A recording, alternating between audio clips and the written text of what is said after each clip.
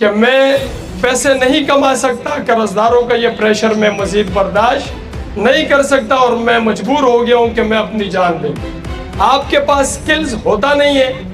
کام آپ کو کچھ نہیں آتا، آپ نے سنا ہوتا ہے کہ میں نے باہر جانا ہے پیسے کمانے، اور اپنے گھر والوں کو آپ مزید اور ڈبو دیتے ہیں۔ سینکڑوں بچیاں الحمدللہ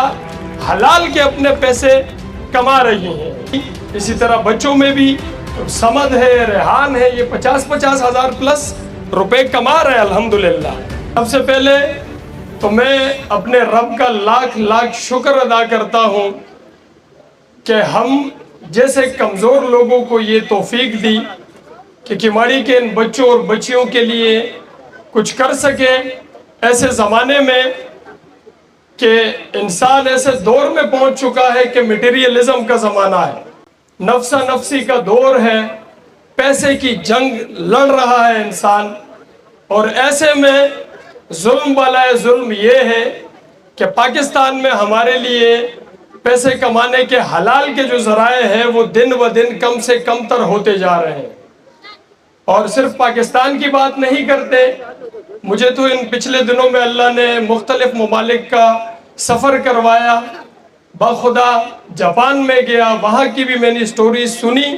کہ آج کل وہاں بھی بے روزگاری بڑھ رہی ہے۔ نوجوان کے بارے میں نے ایک سنا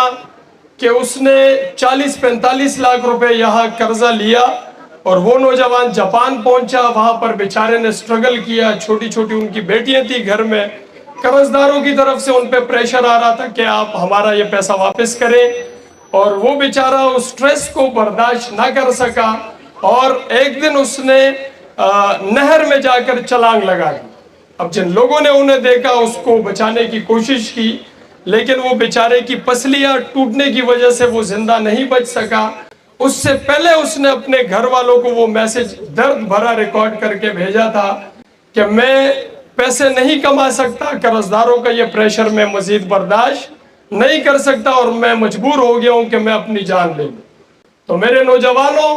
آپ لوگ اکثر کہتے ہیں کہ ہم باہر جائیں گے پیسے کمائیں گے، یہ باہر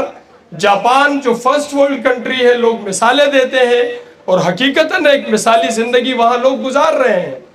ایسے میں وہاں کے یہ واقعات ہیں، چائنا میں اس طرح کا یہ چیزیں بدل رہی ہیں۔ ہمارے لوگ کیا کرتے ہیں، یہ اسی طرح سیم معاملہ عرب ممالک کا بھی ہے۔ دبئی نے ویزے بند کر دیے، سعودی عرب میں بڑے تعداد میں لوگوں سے خود ملا ہوں جو بے روزگار ہیں، قطر میں نے بے روزگاروں سے ملاقات کی، اسی طرح سعودی عربیہ، بحرین، یہ تمام لوگ یہ کس وجہ سے بے روزگار ہوتے ہیں وہاں جا کے، یہاں قرضے لے کے بیچارے جاتے ہیں۔ خاص کر میں یہ نوجوانوں سے ذکر کر رہا ہوں، آپ کے پاس سکلز ہوتا نہیں ہے،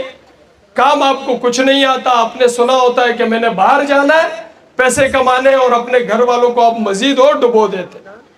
تو میرے بھائیوں، میرے بچوں،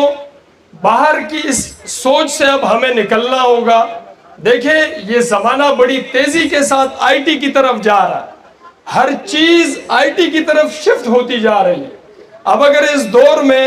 آئی ٹی کی طرف ہمارے بچے نہیں جائیں گے، ہم ان کو ایجوکیٹ نہیں کریں گے، ان کو راستہ نہیں دکھائیں گے، تو خدا کی قسم بڑا تاریک مستقبل آپ کا انتظار کر رہا ہے، آپ کو غلام بنا دیا جائے گا۔ تو ہم انشاءاللہ یہ نہیں ہونے دیں گے۔ الحمدللہ کماڑی کی سطح پر امیر محترم بھی آئے ہیں، اللہ کا ہم لاکھ شکر ادا کرتے ہیں کہ ابھی مس نے یہ جو رپورٹ پیش کی، تقریباً 4,500 بچیوں کو ہم نے مختلف کورسز کروائے، اور ان میں سینکڑوں بچیاں الحمدللہ حلال کے اپنے پیسے کما رہی ہیں، اور یہاں نہیں انٹرنیشنل مارکیٹ میں کما رہے ہیں۔ تو یہ اللہ کا ہم شکر ادا کرتے ہیں کہ اللہ نے یہ توفیق ہمیں دی۔ اسی طرح بچوں میں بھی سمد ہے، ریحان ہے، یہ 50 ہزار پلس روپے کما رہے ہیں الحمدللہ، اور یہ ابھی 15-16 سال کے بچے ہیں، کوئی مطلب بڑی عمر کے نہیں ہیں، یہ اب زندگی کی چیزوں کو سیکھ رہے ہیں۔